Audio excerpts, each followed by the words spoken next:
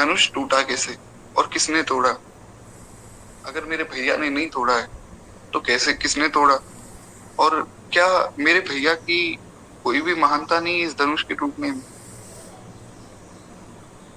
तो श्री किशोरी जी की सखियों ने कहा कि देखो, हम शुरू से सारी बात आपको बताते हैं। हुआ क्या कि पहले तो हमने कोई चिट्ठी भेजी नहीं अयोध्या में, आप लोग दौड़े चले आए।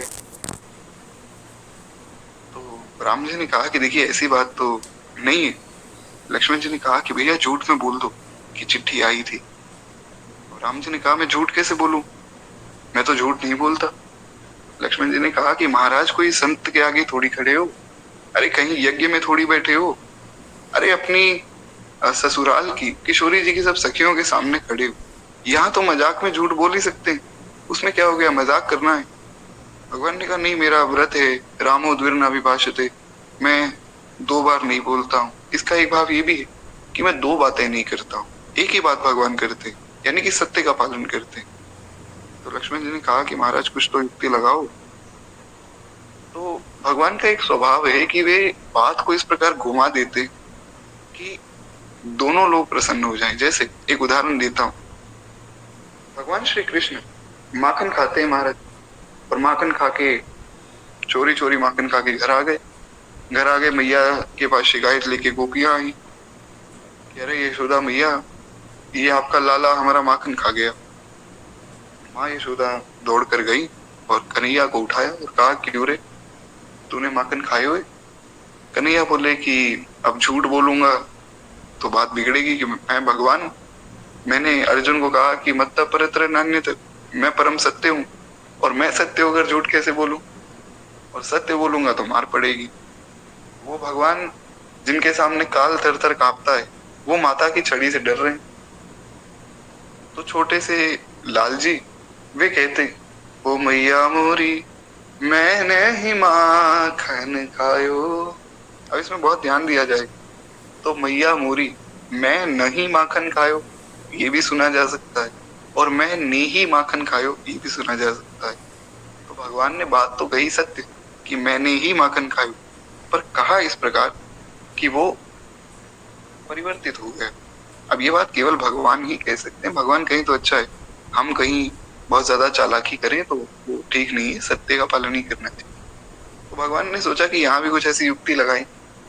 तो भगवान ने जो है सब सखियों के सामने तो कहा कि चिट्ठी नहीं आई थी, और फिर लक्ष्मण जी की तरफ घूमकर बोले कि लक्ष्मण, चिट्ठी नहीं आई थी। मतलब सखियों को ये कहा कि चिट्ठी तो नहीं आई थी। सखियों ने समझा कि चिट्ठी नहीं गई होगी, पर लक्ष्मण जी की तरफ मुड़कर बोले, लक्ष्मण, चिट्ठी नहीं आई थी। इसका मतलब कि भगवान एक तरह से प्रश्न कर रहे हैं कि क्या चिट्ठी नहीं आई थी। तो अब सखियां कंफ्यूज हो गई, बोले कि आप सीधा सीधा बताओ, चिट्ठी आई थी या नहीं आई थी, ये चालाकी यहाँ मत चलो सरकार। तो भगवान ने कहा कि नहीं, चिट्ठी तो खैर नहीं आई थी। तो किशोरी जी की सखियों ने कहा कि पहली बात तो ये, आप बिना बुलाए आई हो, किसी ने बुलाया तो है नहीं। दूसरी बात, यहाँ आके यज्ञ में बैठे तो देखा कि महाराज किसी से धनुष हिल नहीं रहा। तो जनक जी ने जब मना कर दिया था कि संसार में कोई क्षत्रिय है नहीं, तो आपके भैया लक्ष्मण जी उठ गए। इनको महाराज क्रोध आ गया और कहने लगे कि मैं धनुष को पल भर में तोड़ दूंगा, पूरे ब्रह्मांड को गेंद बनाकर इसको फेंक दूंगा, कच्चे घड़े की तरह पूरा ब्रह्मांड तोड़ दूंगा। इतनी बड़ी बड़ी बातें करके गए और धनुष तोड़ने के लिए फंसा आपको दिया। भगवान बोले कि महाराज, सखियों से जीत पाना तो बड़ा कठिन। तो किशोरी जी की सखियों ने कहा कि बातें तो बड़ी बड़ी लक्ष्मण जी ने की और फंस गए आप। गुरु जी ने कहा कि राम, तुम धनुष तोड़ो। तो लक्ष्मण जी ने कहा कि बात तो वही है, जो भी हुआ धनुष तो भैया ने तोड़ा। तो सखियां कहते कि नहीं, धनुष आपके भैया ने नहीं तोड़ा, ये तो अब गुरु जी की आज्ञा है, तो गुरु जी की आज्ञा को टालेंगे कैसे। तो सखियों ने कहा कि ये धीरे धीरे धीरे धीरे चल के जा रहे थे। हमने सुना ना कि भगवान कैसे चले धनुष तोड़े, जैसे एक मदमस्त हाथी आराम से चलता है, तो वैसे। अब इसका भाव एक तो ये है जो गोस्वामी जी ने लिखा कि भगवान को कोई चिंता नहीं कि धनुष टूटेगा नहीं टूटेगा, क्योंकि गुरु आज्ञा हुई तो उसका पालन करना है। भगवान को विश्वास है कि गुरु जी ने आज्ञा दी है तो टूटेगा। ये है आध्यात्मिक भाव। पर मिथिला की सखियां तो महाराज मिथिला की सखियां हैं, वे भगवान के प्रति जो है विशिष्ट प्रेम रखती हैं।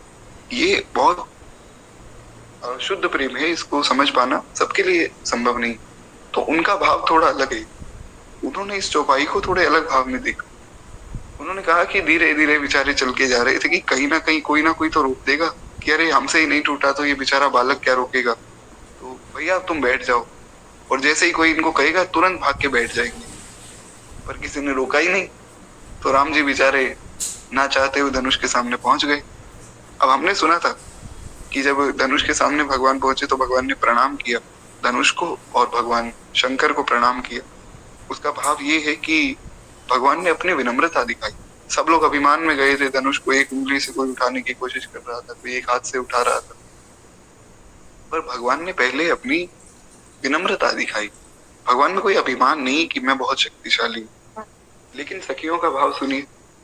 सखियों ने कहा कि महाराज धनुष के सामने पहुंचकर धनुष के सामने हाथ जोड़कर खड़े हो गए कि भैया धनुष, मेरी तो आज लाज जाने वाली है, तुम कृपा करके अपने आप हिल जाना, मेरी लाज बच जाए। फिर इनको विश्वास नहीं हुआ तो इन्होंने किशोरी जी की तरफ देखा।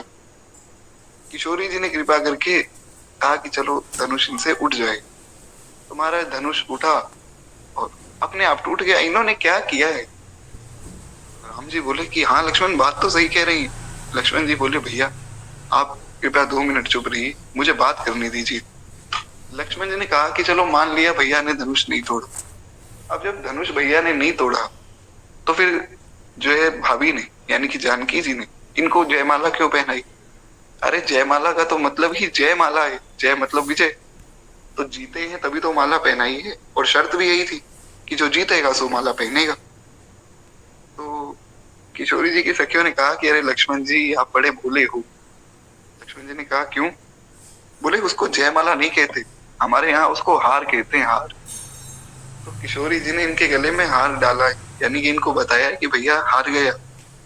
लक्ष्मण जी ने कहा क्या प्रमाण है आपके पास, क्या प्रूफ है कि हार दी? तो हमने सुना था एक भाव कि दुल्हा के रंग आसमानी, लली के रंग बादामी। जब जयमाला हो रही थी तो हमने सुना था कि किशोरी जी की सब सखियां गाने लगी, क्योंकि भगवान झुक तो रहे नहीं थे। अरे झुक जाइयो तनक रघुवीर, किशोरी मोरी छोटी सी। किशोरी जी की सब सखियों ने प्रार्थना की कि सरकार तनिक झुक जाओ, किशोरी जी बहुत छोटी, हाथ नहीं पहुंच पा रहा है। भगवान झुके नहीं तो सब सखियों ने भगवान का मजाक उड़ाया कि दुल्हा के रंग आसमानी और लली के रंग बादा। देखो देखो हमारी किशोरी कितनी सुंदर, गोरी, और ये आसमान की तरह काले। भगवान को थोड़ी शर्म आ गई, भगवान ने सिर झुका लिया, जयमाला हो गई। और भी बहुत से भाव हैं। एक सखी ने कहा कि सरकार हमारी जनकपुरी इतनी साफ है कि इसकी धरती में अगर आप झुककर देखो ना तो आपको जमीन में अपना चेहरा दिखेगा। भगवान ने कहा ऐसी तो कोई रचना हमने नहीं की, ऐसी कोई ईंट बना दे, ऐसा कोई पत्थर बना दे जिसमें चेहरा दिख जाए, क्योंकि सारा संसार मैंने ही बनाया है। तो वो सखी बोली कि नहीं हमारे यहाँ तो है, देखो झुक के। भगवान ने जैसे झुक के देखा जयमाला हो गई।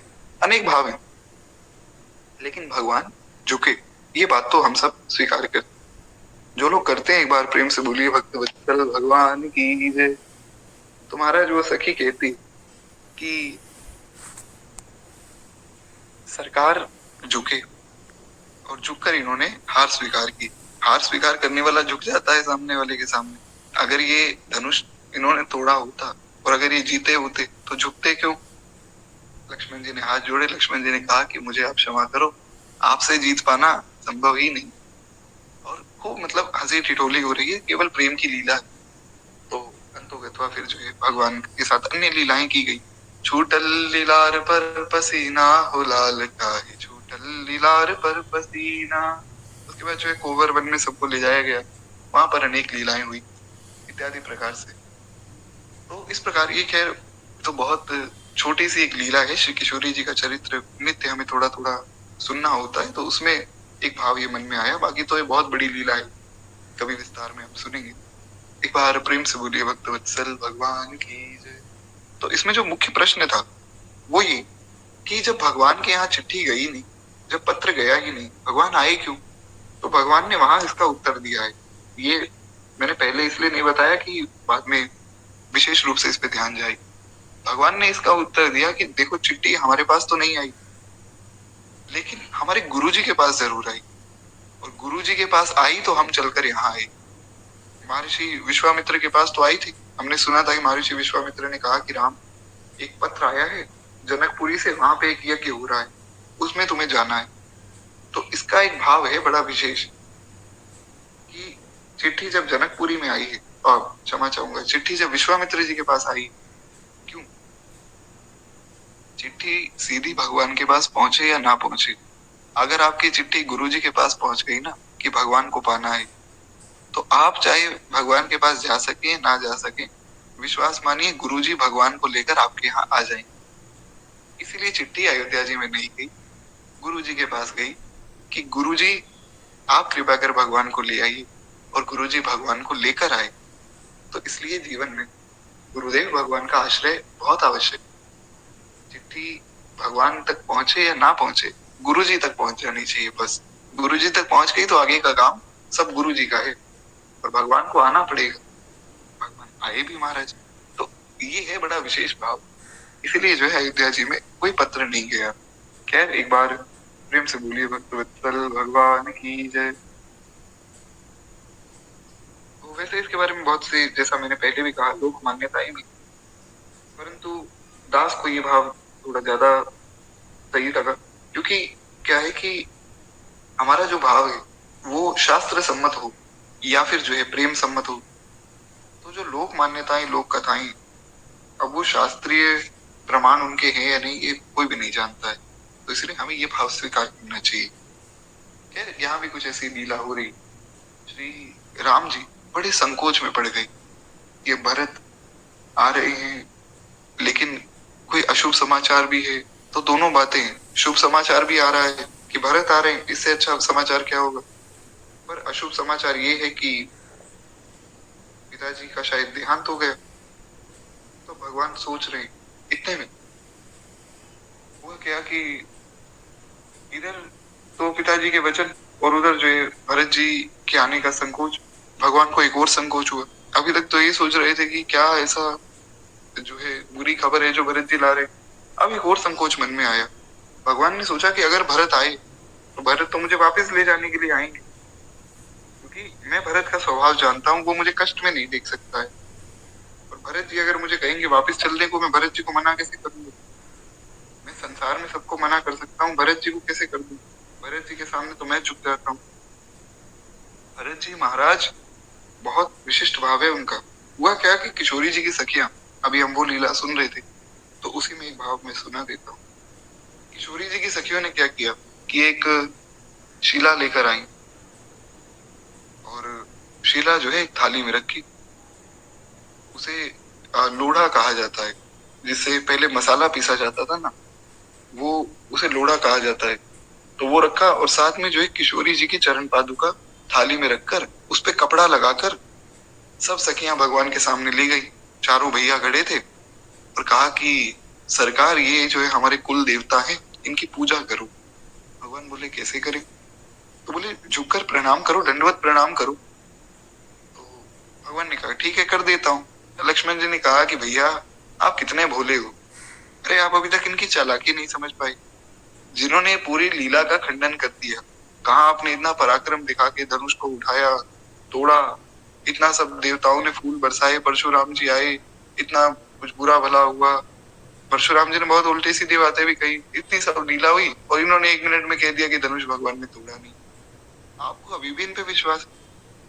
अरे ये सखियां जो है कुछ ना कुछ गड़बड़ करने आई। भगवान ने कहा कैसे पता लगेगा? लक्ष्मण जी ने कहा कि इनको जरा कहो कि इस थाली पे से कपड़ा उठाओ, हमें कुल देवता का दर्शन कराओ, हम प्रणाम कर लेते। तो भगवान ने कहा ठीक बात। तो भगवान ने सब सखियों को कहा कि देखिए, आप जो है इस थाली में से एक बार कपड़ा हटाइए, ताकि हम कुल देवता का दर्शन तो करें, प्रणाम करने से पहले देख तो लें।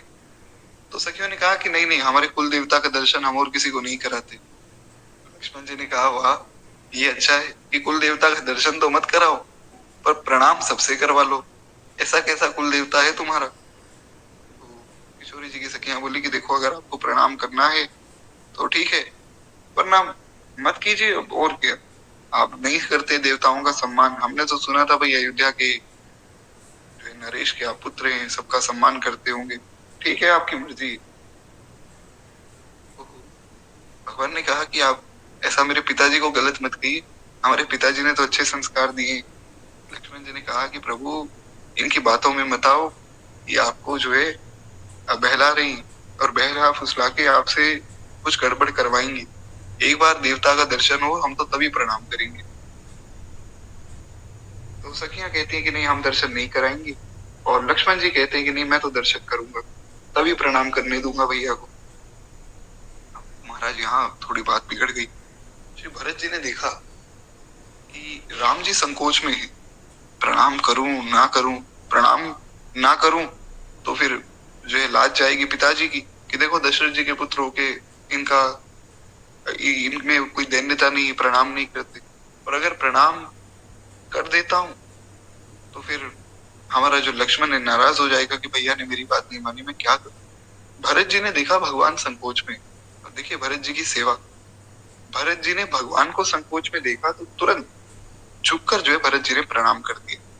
सेवक वही है जो स्वामी की प्रसन्नता दिखे। भरत जी ने झुककर दंडवत प्रणाम किया। सब किशोरी जी की सखियां हंसने लगी कि देखो देखो कोई कुल देवता नहीं थे, ये तो किशोरी जी की चरण पादुका है।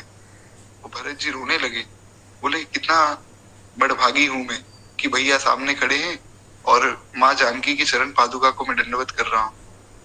तो लक्ष्मण जी भी चुप हो गए। लक्ष्मण जी बोले अब मैं भरत भैया के भाव के सामने क्या बोल पाऊंगा, जिनके भाव के सामने भगवान चुप बैठे, मैं क्या बोलूं। तो भरत जी का भाव बहुत विशेष है। तो भगवान को पता था कि अगर भरत यहाँ आए तो वो निश्चित रूप से मुझे वापस ले जाएंगे और मैं कुछ बोल ही नहीं पाऊंगा, चाहे मैं कितना ही बातों को घुमा सकता हूँ, कितनी ही बातें इधर उधर कर सकता हूँ, पर भरत के सामने बोल पाना संभव। एक बार प्रेम से बोलिए श्री भरत जी महाराज की जय। कहते तब गए जानकर समाधान हो गया कि भरत साधु है और सयाने हैं तथा मेरे आज्ञाकारी हैं, जो आज्ञा दे दूंगा सो मान लेंगे।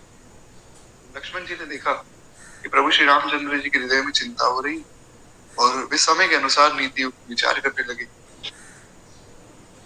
कुछ बातें जो यहाँ पे समझने होगी, थोड़ी ध्यान से सुननी होगी। मुझे केवल एक मिनट दीजिए।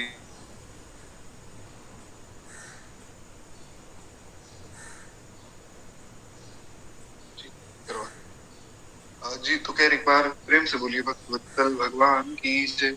अब देखिए यहाँ पे जो है लक्ष्मण जी ने कुछ बातें कही, पर हमें उनको थोड़ा ध्यान से समझना है। पहले हमने सुना कि भरत जी का विरोधी सारा संसार हुआ, सब लोग हुए। फिर धीरे धीरे भरत जी के स्वभाव को देखकर सब लोग मानने लगे उनकी बातें, उनकी बातों को समझने लगे। अनेक मार्ग में भी कष्ट आए, सब पर हमने खूब विस्तार में चर्चा की। साधक के जीवन में भी ऐसे बहुत से कष्ट आते हैं। कभी देवता कष्ट देते हैं, कभी संसार कष्ट देता है, कभी माया ऐसा सुख दे देती है कि भगवान को व्यक्ति भूल जाए। बहुत सी बातें होती हैं, परंतु भरत जी चलते रहे। अब अंतिम बात क्या हुई, अंत में भरत जी के भाई ही भरत जी के विरोधी हो गए। इसका भाव इसका भाव ये है कि पहली बात तो लक्ष्मण जी को गलत समझना नहीं, क्योंकि ये भगवान की केवल एक लीला है। तो कोई ये ना सोचे कि देखो देखो लक्ष्मण जी कैसे कैसी बात कर रहे हैं, ऐसा कुछ नहीं। और दूसरी बात, हमें ये समझना है कि साधक के जीवन में एक ऐसी अवस्था भी आती है जब वो इस मार्ग में तो चलता है, पर उसका पूरा परिवार, सब लोग उसके विरुद्ध हो जाते हैं। ऐसी स्थिति में हमें बहुत सी बातें समझनी होंगी, क्योंकि बहुत से लोग माता पिता का विरोध करने लग जाते हैं, बहुत से लोग उन्हें बुरा भला कहने लग जाते हैं। अरे भैया, जब इस मार्ग पे चले हो और वैष्णव बनने निकले हो और अपने माता पिता को तुम बुरा भला कह रहे हो, तो कैसे वैष्णव बन रहे हो? कुछ बातें यहाँ समझनी होंगी। अब लक्ष्मण जी जो है भरत जी के विरुद्ध हो गए लीला में, वास्तव में नहीं, लीला में। तो किस प्रकार से भरत जी लक्ष्मण जी को समझाएंगे और लक्ष्मण जी से किस प्रकार बात करेंगे, वो समझने योग्य बात है। कि जिसको वो चीज समझ आ गई, उसका ना तो संसार में किसी से संबंध बिगड़ेगा और ना ही भगवान से। तो वो तो खैर अभी आगे आएगी। अभी हम ये सुने कि लक्ष्मण जी ने कहा क्या। गोस्वामी जी लिखते हैं कि महाराज लक्ष्मण जी को थोड़ा सा संकोच हुआ मन में कि भरत जी पूरी सेना लेकर क्यों आ रहे हैं। भगवान ने कहा शायद मिलने आ रहे होंगे। लक्ष्मण जी ने कहा कि महाराज मिलने आ रहे हैं तो पूरी सेना का क्या काम।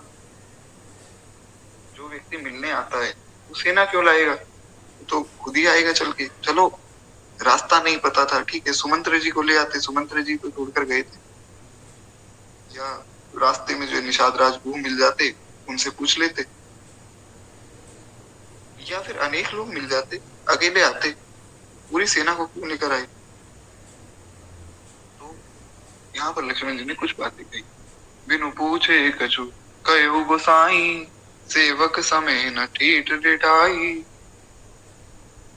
तुम सर्वज्ञ शिरोमणि स्वामी, आपनि समुझी कयो अनुगामी। कहते हैं स्वामी आपने बिना ही पूछे, आपसे मतलब बिना ही पूछे मैं कुछ कहना चाहता हूँ। सेवक समय पर ढिठाई करने से ढीठ नहीं समझा जाता है।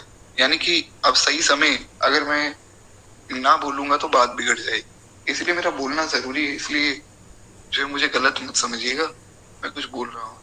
ये स्वामी आप तो सर्वज्ञ हैं और सब जानने वाले हैं, और सर्वज्ञों में भी शिरोमणि हैं। महाराज भगवान हर चीज में शिरोमणि। अच्छा सर्वज्ञ तो बहुत से लोग हैं, आपने अक्सर ही कहते हुए सुना होगा सबको।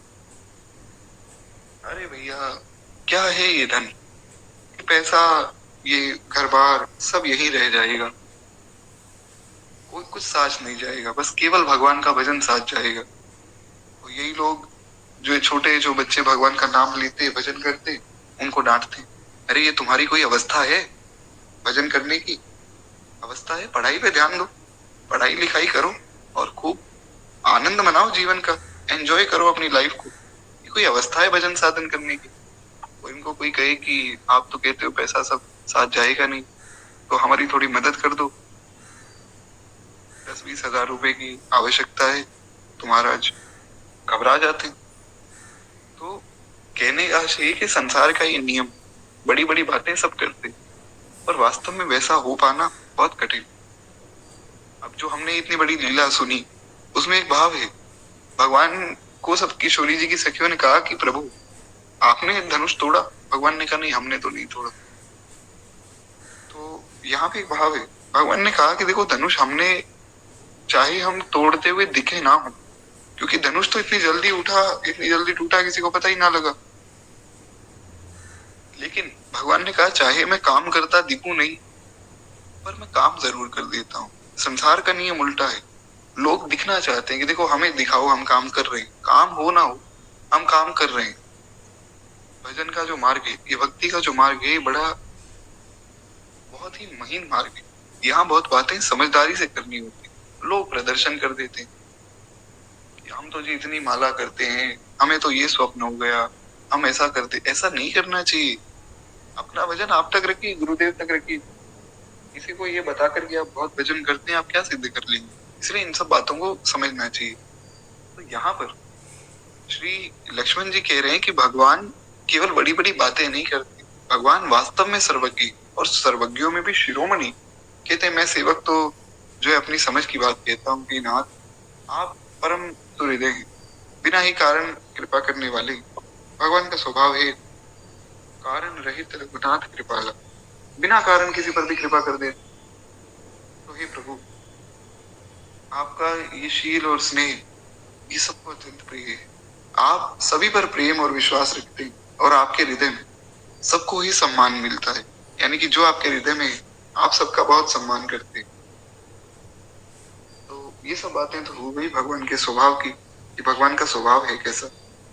बात आई, भगवान ने कहा कि लक्ष्मण ये सब बातें तो ठीक, पर तुम कहना क्या चाहते हो, अपनी बात बताओ ना कि इन सब बातों से तुम कहना क्या चाहते हो। लक्ष्मण जी ने कहा कि हे नाथ मूड और विषयी जीव प्रभुता पाकर मोहवश अपने असली स्वरूप को प्रकट कर देते हैं। यही तो दिक्कत है। अभी इस पर थोड़ा आगे विस्तार करेंगे। कहते हैं कि भरत नीति पारायण है, साधु है और चतुर है, तथा प्रभु के चरणों में उनका प्रेम है। इस बात को सारा जगत जानता है। लेकिन देवो आज राम पद पाई, चले धर्म मर्याद मिटाई। कुटिल कुबंधु कु अवसरता की, जानी राम बनवास एकाकी। अब इस पर मैं ज्यादा विस्तार नहीं करूंगा क्योंकि ऐसा कुछ है नहीं, और हमें जो है संत निंदा सुननी नहीं है। तो इसे केवल इस भाव में लीजिए कि कुछ बातें यहाँ कही गई, उसमें संत निंदा के भाव में मत लीजिए। कहते हैं कि महाराज भरत जी हैं तो साधु, परंतु वे भरत भी आज श्री रामचंद्र जी का पद पाकर मर्यादा भूल गए। ये समझनी होगी बात, ये बहुत ऊंची बात मैं कह रहा हूँ। किसी को समझ आए तो ठीक, ना आए तो समय समझा देगा, पर बात बहुत ऊंची। और ये मत सोचिएगा कि मैं आप में से किसी को कह रहा हूँ, केवल एक बात कह रहा हूँ ताकि आप लोग सावधान रहें। और ये बातें मैं केवल कथा में कहता हूँ, क्योंकि जो लोग सुबह सुबह उठकर आ रहे हैं, त्याग कर रहे हैं, उनको कुछ विशेष बात तो बताई जाए महाराज। अपना स्वरूप प्रकट नहीं करना चाहिए। लोग कहते हैं कि जी हम तो बहुत बड़े वैष्णव हैं। अच्छी बात है, आप हैं, बहुत अच्छी बात है, पर हम नहीं। हमें समझना होगा, हम अगर अभिमान करेंगे, आप माला करते होंगे, आपको जो है सब बातें ध्यान में है, ये सब बातें ठीक है, मैं मानता हूँ, पर अगर आप उसे प्रकट कर देंगे ना, तो आप में अभिमान आ जाएगा। और अभिमान जैसे ही आया, बहुत बुरी तरह जो है हानि होगी।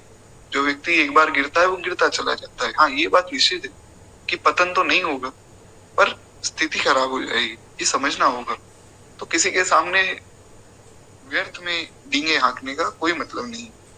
तो यहाँ पर वही बात लक्ष्मण जी समझा रहे कि ये जो मार्ग है ना, ये बहुत सूक्ष्म है, इसमें चलने वाला भी बहुत कृपा पात्र होता है, पर लोग जो है उसे इमेच्योरिटी कहें या कम समझदारी कहें, लोग वो चीजें प्रकट कर देते हैं।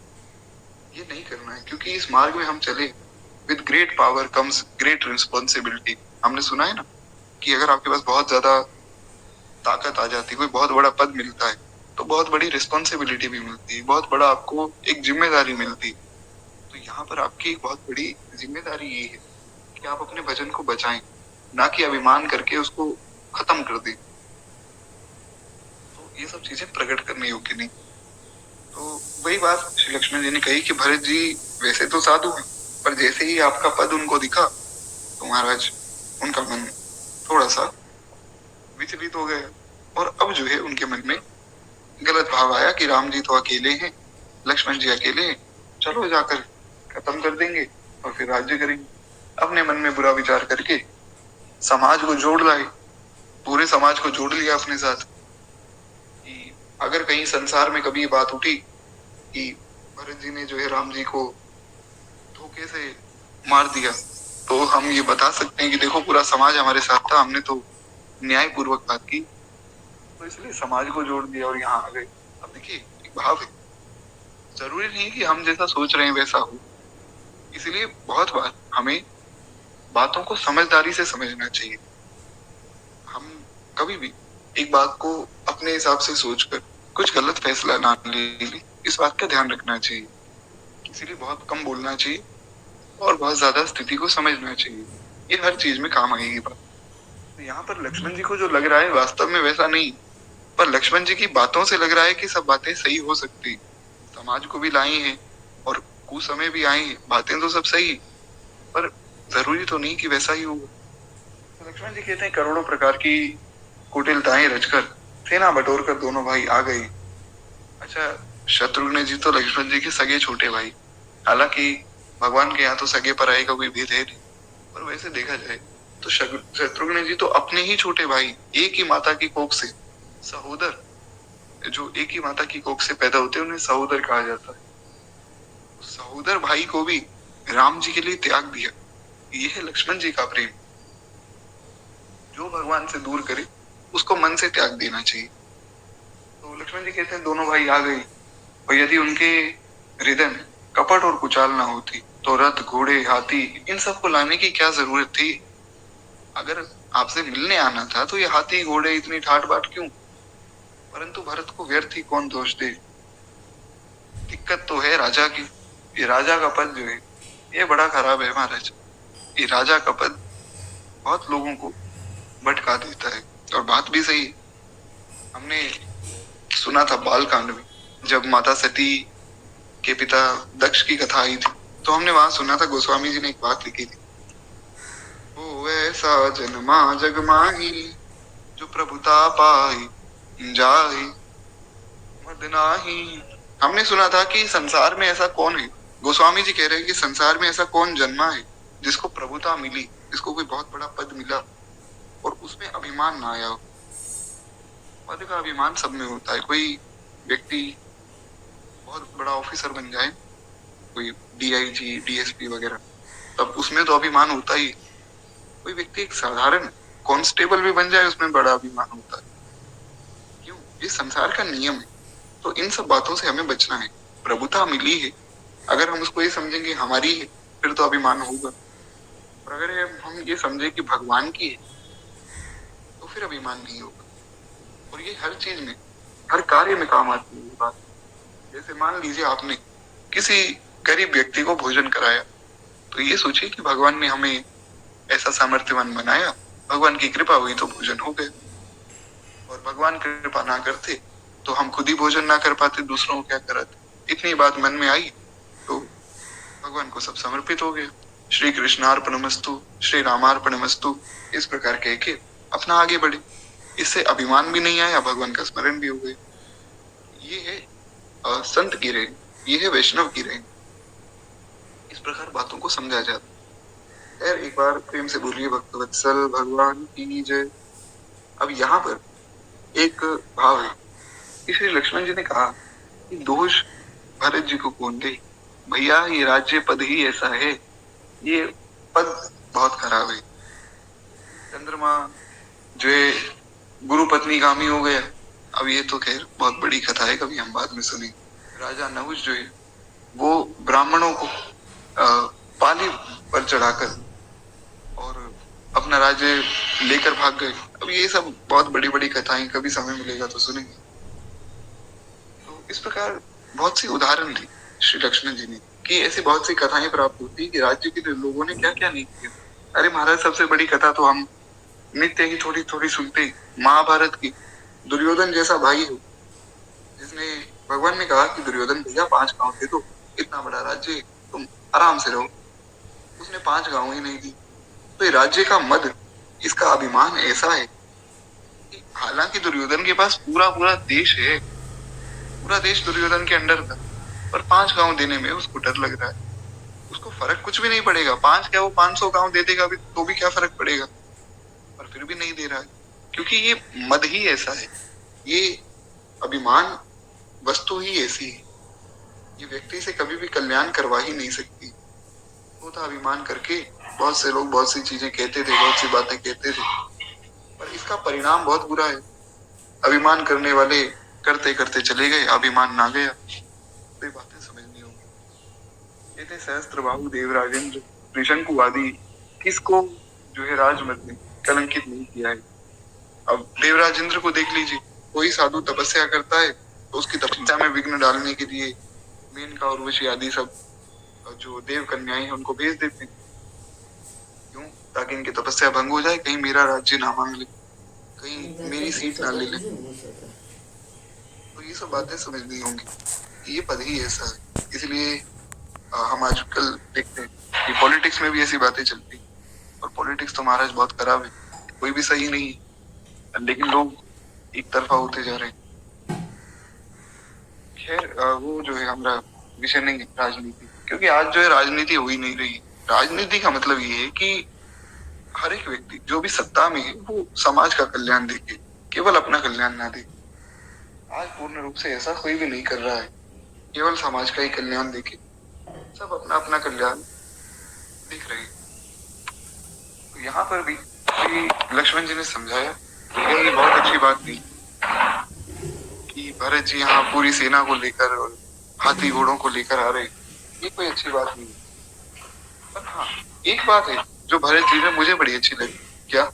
एक कीनी नहीं भरत भलाई, जो निधरे राम जानी असहाई। भरत जी यहाँ आए, ये तो बात बड़ी अच्छी, पर जो आपको असहाय जानकर आए ये बात बड़ी गलत है। उन्होंने सोचा कि भगवान तो जो है कोई अस्त्र शस्त्र साथ में नहीं और कोई सेना में साथ में, तो चलो भगवान को मार ही जाते।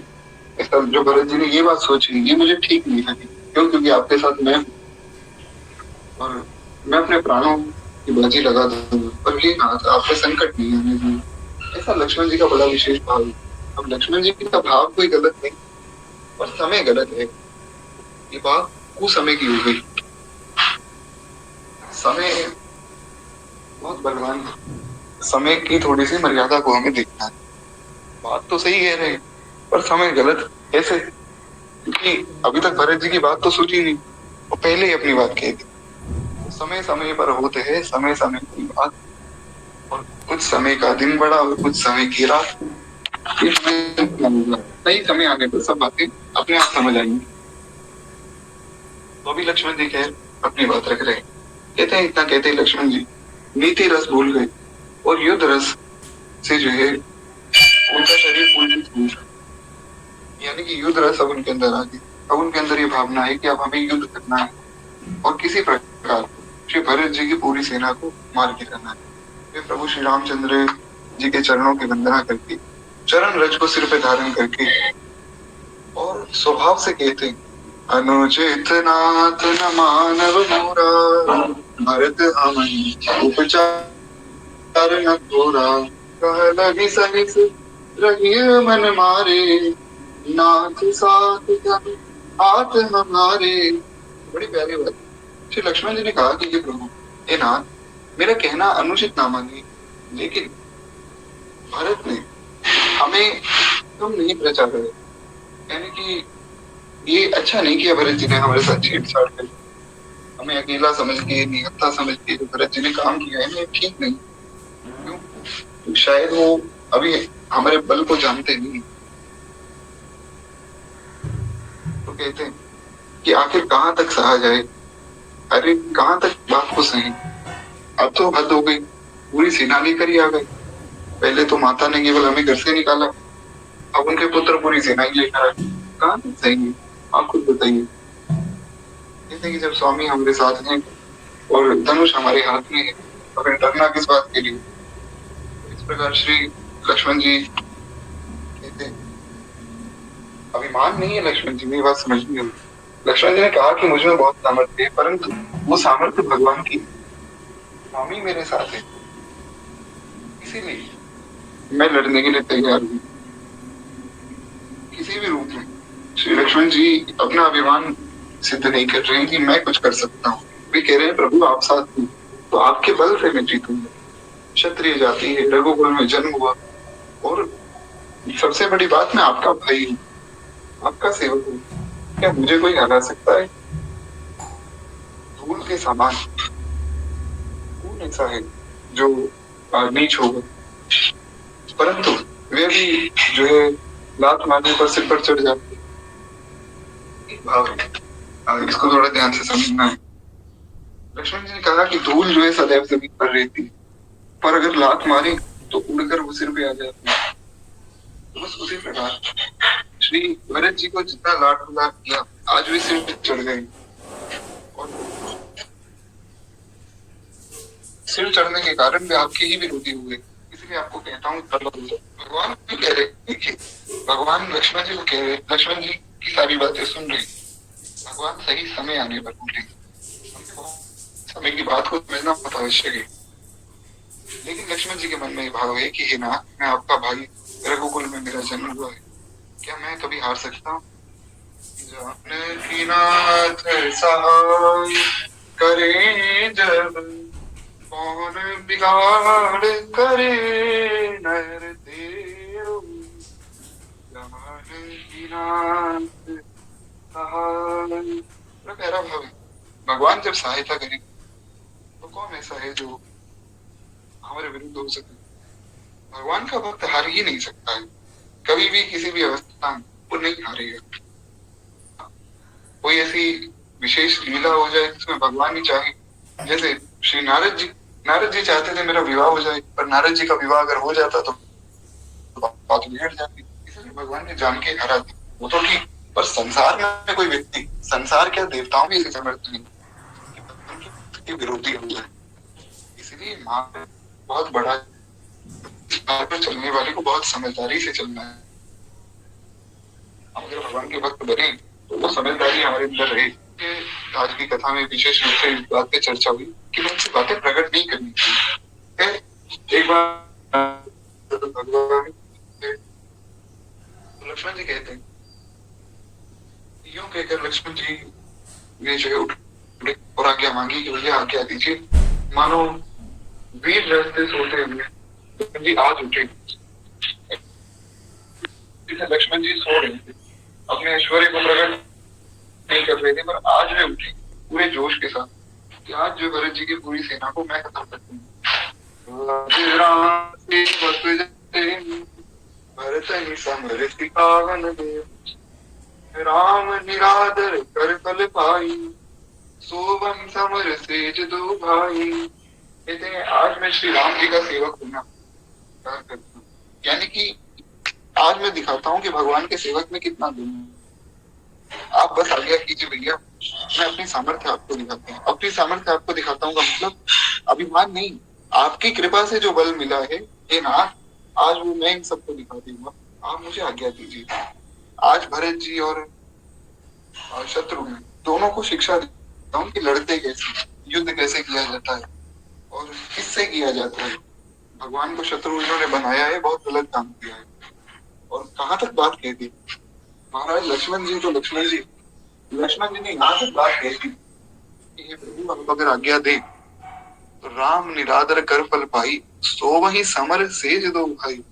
आज इनको राम जी का निरादर कर, दोनों भाई रणशैया पर सोएंगे, यानी कि दोनों की मृत्यु हो जाएगी, ये मैं आपको लिख कर दे दूंगा। लक्ष्मण जी ने ये रण ले लिया।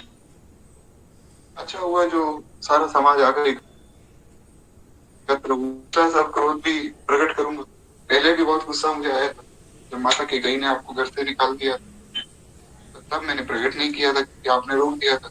आज सारा समाज है साथ में, वह सबके सामने क्रोध प्रकट हो जाएगा। तो लक्ष्मण जी कहते हैं पिछला सब हिसाब भी कर लेगी, और जैसे सिंह जो है हाथी के झुंड को कुचल डालता है, बस उसी प्रकार आज ये समाज देख कि भरत जी और उनकी सेना को मैं किस प्रकार कुचलता हूँ। ऐसे सब बातें श्री लक्ष्मण जी कह रहे हैं। लक्ष्मण जी का भाव ठीक है अपनी जगह, परंतु यहाँ एक बात समझनी होगी कि लक्ष्मण जी बहुत जल्दी फैसला ले रहे हैं। बिना सोचे समझे काम करने वाला व्यक्ति पछताता है, और बहुत सोच समझ काम करने व्यक्ति भी पछताता है। ये बात समझनी होगी। जो सोचते रहते हैं काम नहीं करते वे भी पछताते हैं, और जो काम कर देते हैं सोचते नहीं वे भी पछताते हैं। इसलिए काम जो भी हम करें बहुत सोच विचार कर काम करें। हर कार्य में बहुत विचार करना चाहिए। तस्मात् शास्त्रम प्रमाणोक्ते करत विभो। इसलिए भगवान ने कहा कि अर्जुन पहले कोई भी काम करो शास्त्र का विचार करो कि शास्त्र उस वाक्य ने क्या। भगवान जी यहाँ चले तो हैं, भाव भी ठीक है कि मैं भगवान के लिए लड़ूंगा, पर समय गलत है और व्यक्ति गलत है। भरत जी जैसे महात्मा के विरुद्ध ऐसी, तो ये बात समझनी होगी कि हम कभी भी किसी व्यक्ति के लिए अपने मन में ऐसी धारणा ना बना लो, क्योंकि बहुत सी बातें होती, बहुत जो है अपराध सबके अंदर बहुत से अवगुण होते, पर इसका ये मतलब नहीं कि वो व्यक्ति गलत है, बस थोड़ा समय गलत है, ये समझना होगा। इससे क्या होगा, आपके मन में किसी के प्रति द्वेष भावना नहीं, और आपके प्रति कोई वैष्णव अपराध भी नहीं होगी। वैष्णव अपराध क्या, किसी की भी निंदा नहीं होगी। बस इतनी बात को स्वीकार कर लीजिए कि अवगुण सबके अंदर है, विकार सबके अंदर है, जरूरी नहीं कि हर एक व्यक्ति गलत ही हो। तो खैर इस प्रकार जो है श्री लक्ष्मण जी थोड़ा एक ऐसा ये फैसला लिया कि मैं बस अब तुरंत जाऊंगा और श्री भरत जी और शत्रुघ्न को अभी मार गिराऊंगा। जी भैया आप आज्ञा दीजिए, सारा समाज साथ में है तो पुराना सा हिसाब भी खत्म हो जाएगा। आज सारा समाज देखेगा कि भगवान से जो है विमुख होने का क्या परिणाम है, भगवान से विरोध करने का क्या परिणाम होता है। लक्ष्मण जी पहले भी ये बात बोल चुके हैं, जब महाराज दशरथ ने आज्ञा दी कि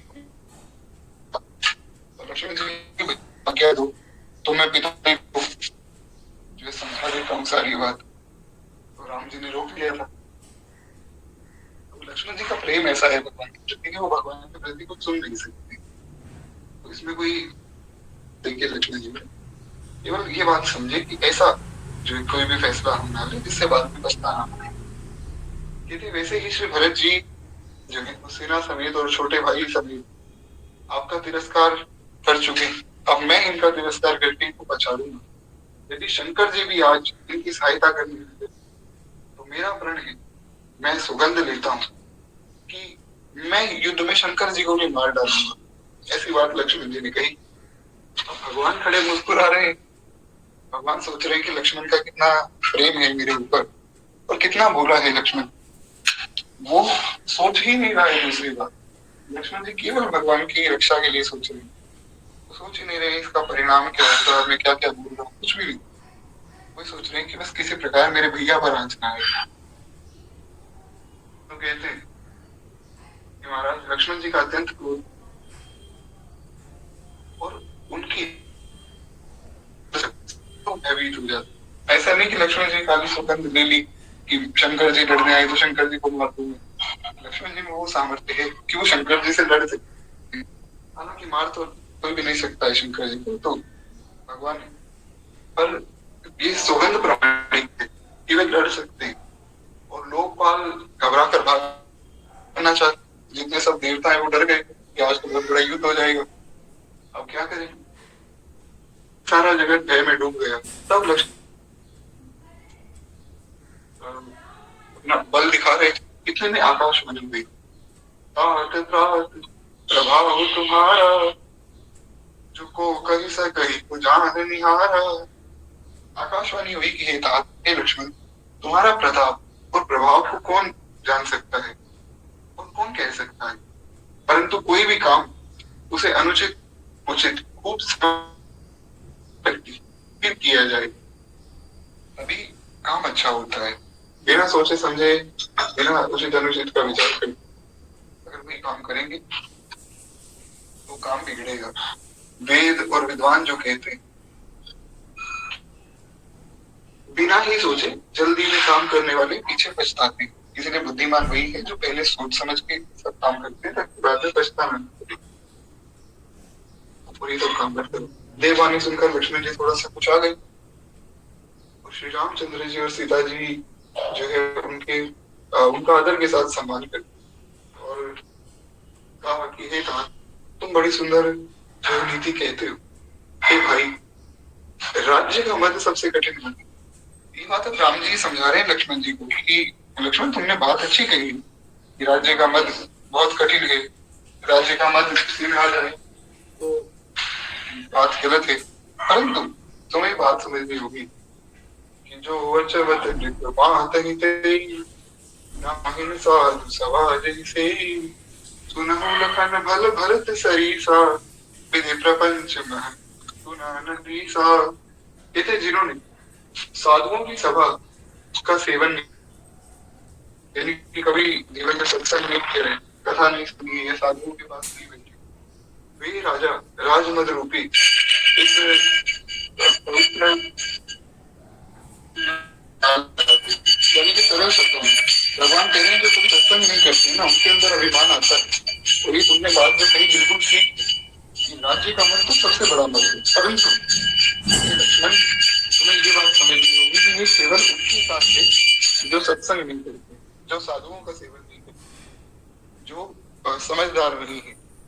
भरत के संबंध में ये बात कहना ठीक नहीं। ये बात अब भगवान कह रहे हैं। भगवान को देखिए भरत जी पे कितना विश्वास है। भगवान कहते हैं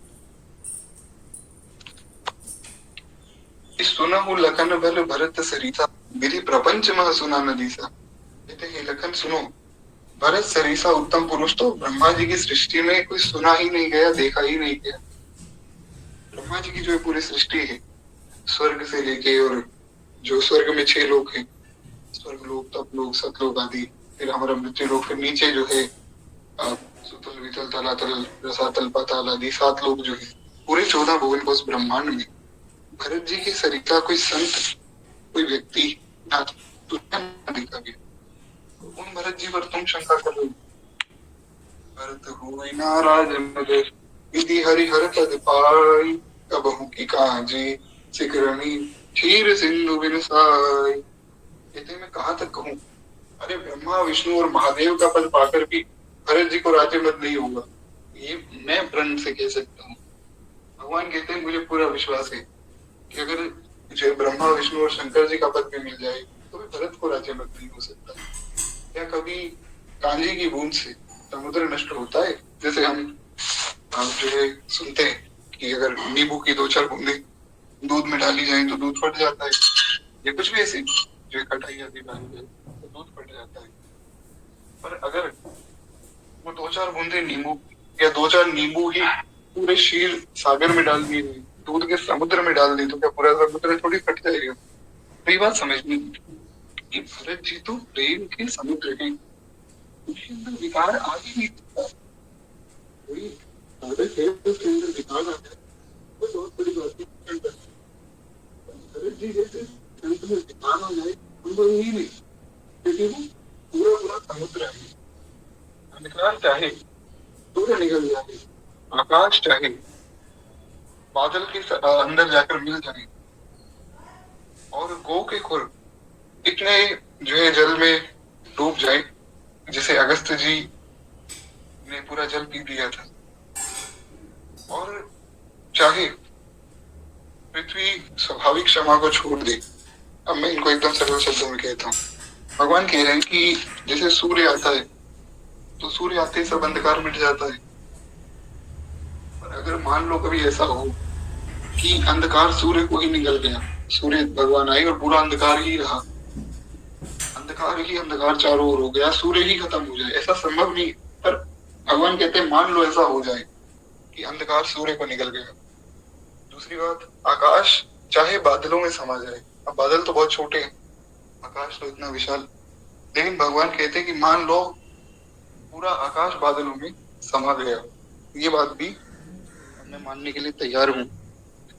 या फिर पृथ्वी अपनी स्वाभाविक क्षमा छोड़ दे, पृथ्वी में स्वाभाविक क्षमा है तभी तो हम पर बैठे, तो हम लोग तो कितने पाप नित्य कर रहे हैं, पर पृथ्वी फिर भी सह रही है, ये बात मैं मानने के लिए तैयार हूँ। मच्छर की फूंक से चाहे सुमेरु उड़ जाए, सुमेरु पर्वत को हिला पाना संभव ही नहीं, पर मान लो कभी ऐसा हुआ कि मच्छर ने जो है थोड़ी सी हवा की और सुमेरु पर्वत उड़ गए, मैं ये भी मानने के लिए तैयार हूँ।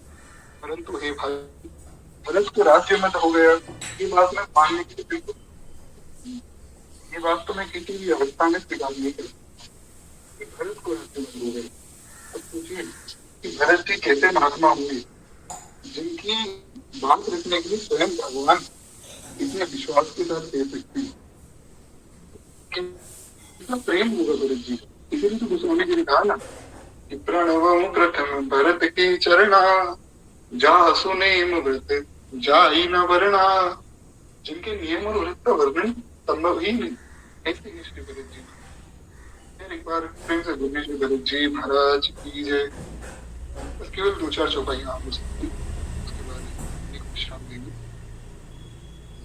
तो गोस्वामी जी कहते हैं कि इस प्रकार भगवान ने समझाया और कहा, हे तात, गुण रूपी दूध और अवगुण रूपी जल मिलाकर विधाता जो है इस दृश्य को दिखा रहे हैं।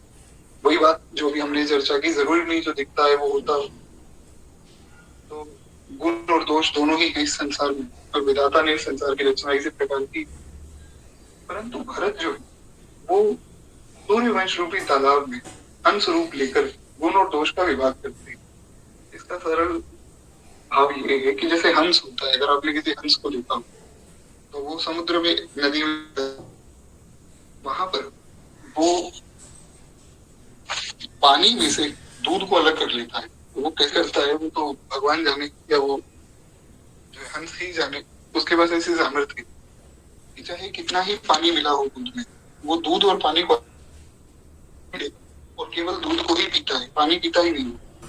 बस उसी प्रकार से भरत जी महाराज के बारे में भगवान बता रहे हैं। भगवान कहते हैं हालांकि संसार में गुण और दोष हैं, बिल्कुल हैं, पर भरत जी के जैसे संत भगवान के जो भक्त हैं वो दोष और गुण को अलग अलग तो हटा देते हैं और गुण को करते हैं, जैसे पानी को हटा देता है और दूध को ग्रहण कर लेता है। तो ये बात समझनी होगी कि लक्ष्मण भरत में मद संभव ही नहीं, गुण रूपी दूध को ग्रहण करके अवगुण रूपी जल को त्याग कर भरत का यश सारे संसार में विदित है। भरत जी के गुण और शील को स्वभाव से कहते हैं। श्री रघुनाथ जी प्रेम सुख में मग्न हो गए। अब जैसे कोई भगवान का भक्त है वो कथा कहते मग्न हो जाता है, वैसे ही भगवान जो है श्री भरत जी की महिमा गाते हुए प्रेम मग्न हो गए। और ये बड़ी ऊंची बात कि जब भक्त भगवान का वर्णन करता है तो कैसे करता है, उसका उदाहरण श्री हनुमान जी महाराज जब कथा में बैठते हैं, यत्र यत्र रघुनाथ कीर्तनम तत्र तत्र कृतमस्ति कांजलिं बाष्पवारि परिपूर्णलोचनम मारुतिम नमत राक्षसांतकम। लव और कुछ ने बताया कि हनुमान जी कैसे कथा में बैठते हैं, जहां जहां भगवान का कीर्तन हुआ है वहां वहां सिर झुकाकर आंखों में आंसू लिए श्री हनुमान जी कीर्तन में कथा में बैठे होते हैं। वैसे ही जब हनुमान जी का चरित्र जामवंत जी ने सुनाया तो पवन तनय के चरित सुहाए जामवंत रघुपति सुनाए। गोस्वामी जी ने कहा कि श्री हनुमान जी का चरित्र श्री जामवंत जी ने सुनाया और भगवान को बहुत प्रिय लगा। पवन तनय के चरित्र सुहाए, भगवान को बहुत सुख देने वाला वो चरित्र लगा। वही बात यहाँ पर भगवान ने जब श्री भरत जी की महिमा गाई तो भगवान बड़े प्रसन्न हुए, खूब सुख का उनको अनुभव हुआ। कहते श्री रामचंद्र जी की वाणी सुनकर और भरत जी पर उनका प्रेम देखकर सब देवता जो है उनकी सराहना करने लगे और कहने लगे कि श्री रामचंद्र जी के समान कृपा के धाम प्रभु और कौन होंगे। यदि जगत में भरत का जन्म ना होता तो पृथ्वी पर संपूर्ण धर्मों की धुरा धारण कौन करता। और हे रघुनाथ जी, कवि कुल के लिए अगम भरत जी के गुणों की कथा आपके सिवा और कौन जान सकता है। जो है श्री गोस्वामी जी का भाव है जो सब देवताओं के मुख से गोस्वामी जी कह रहे हैं। वे कहते हैं कि जो न हो तो जग जन्म भरत को धर्म मधुर धरणी धरत को कवि अगर गुण गान जान ही रघुनाथ। गोस्वामी जी ने कहा कि भरत जी की महिमा मैं तो नहीं कर सकता, ये तो केवल भगवान ही कर, इसलिए भगवान के मुख से वो वर्णन करना है भरत जी की महिमा का। जो भगवान के मुख से शिक्षा दिलवाई है गोस्वामी जी वो भरत जी की महिमा का ही तो वर्णन है। तो उसमें श्री गोस्वामी जी और सब देवता कह रहे हैं कि भगवान के सिवा भरत जी की महिमा कोई नहीं गा सकता है। प्रथम भरत के चलना जासु नेम व्रत जाई ना बरना, जिनके नियम और व्रत का वर्णन मनुष्य नहीं कर सकते। इस प्रकार श्री गोस्वामी जी कहते हैं।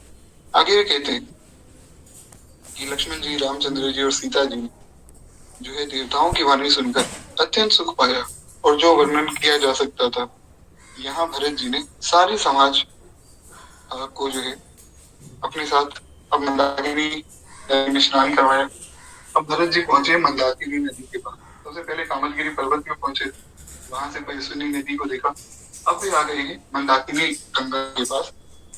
और फिर जो है सबको नदी के समीप ठहराकर तथा माता गुरु और मंत्री से आज्ञा मांगकर निषाद राज और जो है शत्रुघ्न को साथ लेकर भरत जी वहां से चले जहाँ सीता जी और रघुनाथ जी थे।